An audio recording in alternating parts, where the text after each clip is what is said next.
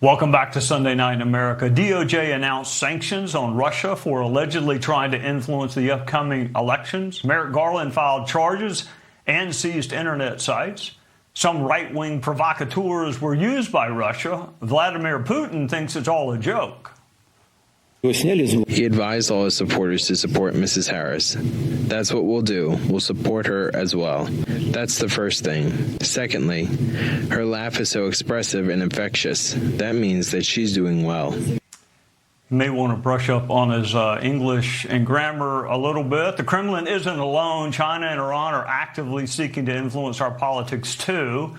Can the intelligence community stop hostile foreign actors, and do they have the credibility to be taken seriously when they issue warnings? Joining us is the chair of the House Intelligence Committee, Mike Turner from the great state of Ohio. Welcome, Chairman. Another election cycle, another set of foreign actors sowing the seeds of discord. How should the U.S. respond? Well, Trey, thank you for having me and for addressing this issue. As you know, from having served on the Intelligence Committee, as far back as 2018, Devin Nunes, then the chair of the Intelligence Committee, issued a report indicating that Russia, its intent to interfere in the U.S. elections was to sow discord, divisiveness, and also raise questions about the legitimacy overall of an election. The administration, however, in their recent report, the Director of National Intelligence went further and said that, in fact, Russia's efforts are to advance Donald Trump and to diminish Vice President Harris. And as you just indicated, that this is an area in which this administration particularly just does not have credibility.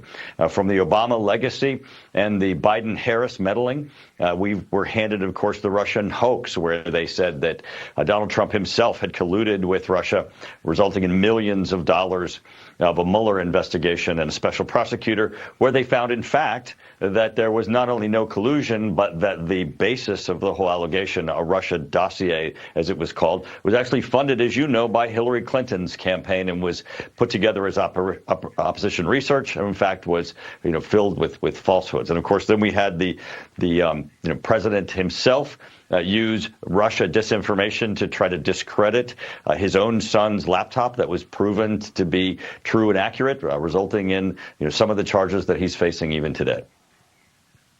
Which leads me to this. Let's you and I listen to Chris Wray together, and I'll ask you about it afterwards. What is your message directly to the leaders of China and Iran who are watching through that camera lens right now? Knock it off. As long as adversaries keep trying to influence and interfere in our society and our democratic processes, they're going to keep running into the FBI, and we're going to keep calling it out. And I think nations around the world have started to also see the same activity.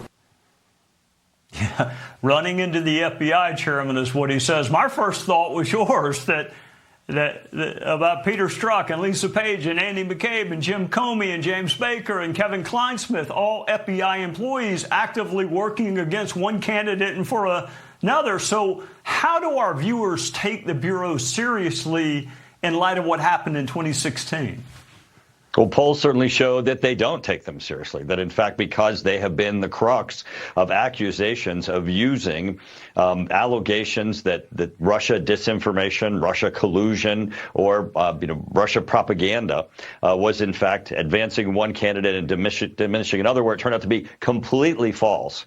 To sound that alarm now really sounds incredibly hollow. But what's also troubling here, Trey, is that the number of countries that are meddling and the lack of this administration taking them seriously, because they're going back to the same well of claiming Russian disinformation and Russia meddling. They're ignoring Iran's meddling, which, of course, there are two people now that have been charged with attempting assassinations as a result of the killing of Soleimani, where they're targeting President Trump and President Trump department, his cabinet members. Clearly that rises to the highest level of election interference, and the administration seems less concerned about that than they do beating the old drum of Russia. All right, before I let you go, years ago, you and I were sitting elbow to elbow when Jay Johnson came in and said, I tried to warn the states, I offered them help, but they said no. Elections are usually run by states. Is there a role for DHS or the feds to play? I think certainly in the technology integrity to ensure that there are not threats, the outside threats and internal domestic threats to the electoral system. But you were absolutely right that the danger of the federal government stepping in to run elections is just really too great for this not to be as it's currently structured constitutionally with the states.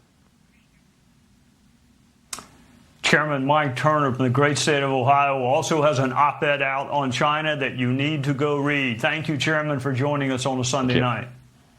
Thank you. Take care.